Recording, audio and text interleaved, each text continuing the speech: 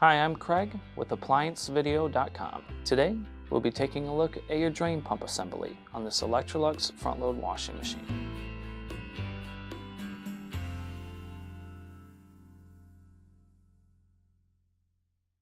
Stop! Before beginning any repair, always be sure to disconnect the power to the appliance.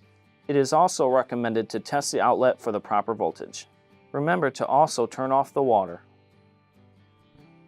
A faulty drain pump would often result in an error code 21, which means that the water is not pumping out of the unit fast enough.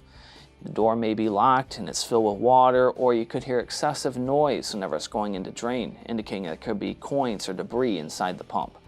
To begin, click on the link below to view this repair video.